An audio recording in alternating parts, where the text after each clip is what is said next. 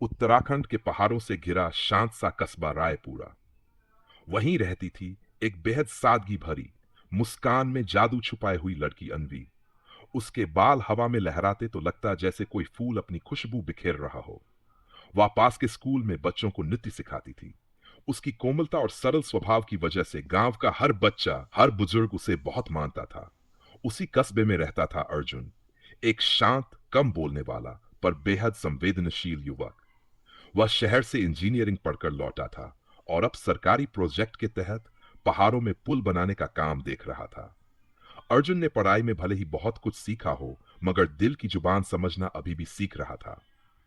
एक सुबह अर्जुन अपने दफ्तर जा रहा था कि स्कूल के पास बच्चों की भीड़ देखी। बीच में अन्वी खड़ी थी, बच्चों को रंगोली में रंग सिखा रही थी। ऊपर से हल्की बारिश की बूंदें गिर रही थीं, पर बच्चे और अन्वी जैसे अपने ही रंगीन संसार में खोए हुए थे। अर्जुन ने पहली बार अन्वी को देखा और पहली बार उसके दिल ने फुसफुसाया, यही है, कुछ तो अलग है। वह कुछ देर वहीं खड़ा रहा। तभी एक बच्चा फिसल गया और उसके रंग सब उछलकर उसके कपड़ों पर पड़ गए। वह गुस्से में रोने ही वाला था कि अन्वी ने उसे गोद में उठा लिया।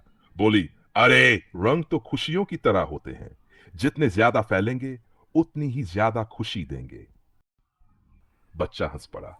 उस एक वाक्य ने अर्जुन को भीतर तक हिला दिया। किसी की खुशी को अपने शब्दों से रंग देने का हुनर अन्वी के पास था। उसी दिन से अर्जुन को लगने लगा कि उसकी सुबह तब तक पूरी नहीं होती जब तक वह स्कूल के पास से गुजरकर अन्वी की एक झलक न ले ले। कुछ ही दिनों में उनकी मुलाकातें बढ़ने लगीं। अन्वी बच्चों के साथ स्कूल के बगीचे में बैठती और अर्जुन काम से लौटते समय वहीं रुक जाता। बातें छोटी होती, बारिश का मौसम, पहाड़ों की हवा, फूलों की खुशबू, लेकिन एहसास गहरे होते गए। अन्वी ने अर्जुन में एक शांत सा अपनापन देखा। अर्जुन को अन्वी की मुस्कान में घर जैसा सुकून मिला। एक दिन स्कूल में बच्चों का डांस प्रोग्राम था। अन्वी थोड़ी घबराई हुई थी। अर्जुन भी वहीं था। उसने मुस्कुराकर कहा, डरिए मत, आप जैसे सिखाती हैं बच्चे उससे भी अच्छा ही करेंगे। अन्वी ने हल्के से पूछा, आप पर भरोसा कर लूं? अर्जुन धीरे से बोला, जब भी आपको लगे कि आप अकेली हैं तो हां, मुझ पर भरोसा कर सकते हैं। यह पहली बार था जब उनके बीच दोस्ती से ज्यादा कुछ चमका था। एक शाम अचानक तेज बारिश शुरू हो गई। अन्वी स्कूल में फंस गई।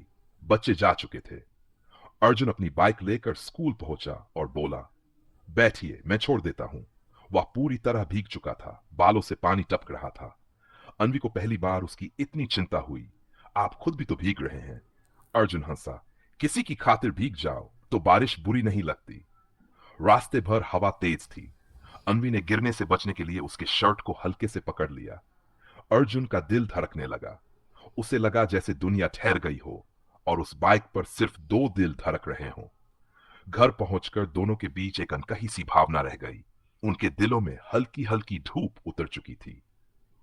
एक हफ्ते बाद अर्जुन ने अन्वी को पहाड़ के झरने के पास बुलाया। वहां की हवा इतनी शांत थी कि जैसे पेड़ भी सुनने को तैयार हों।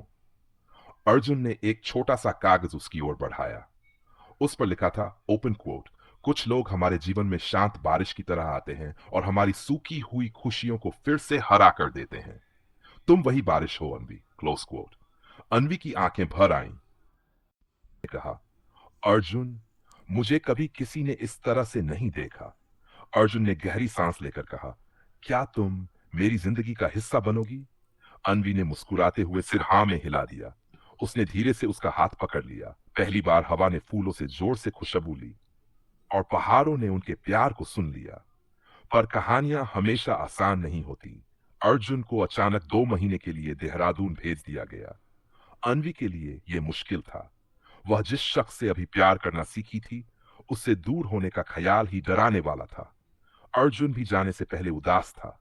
जाते वक्त अर्जुन ने कहा, दूरी सिर्फ रास्तों की होती है, दिलों की नहीं। पर फिर भी उनके बीच की खामोशी उन्हें चुभने लगी। फोन कॉल्स में भी अनकही बेचैनी थी। अन्वी को डर था कि कहीं शहर की चकाचौंध उसके छोटे से कस्बे के प्यार को खो न दे। अर्जुन को यह डर था कि उसकी गैर मौजूदगी कहीं अन्वी को अकेला न कर दे। 2 महीने बाद जब अर्जुन लौटा तो रात का समय था। वह सीधे स्कूल की तरफ गया। अन्वी वहीं खड़ी थी। शायद उसे लौटने की आहट मिल गई थी। अर्जुन ने आते ही उसका चेहरा अपने हाथों में ले लिया।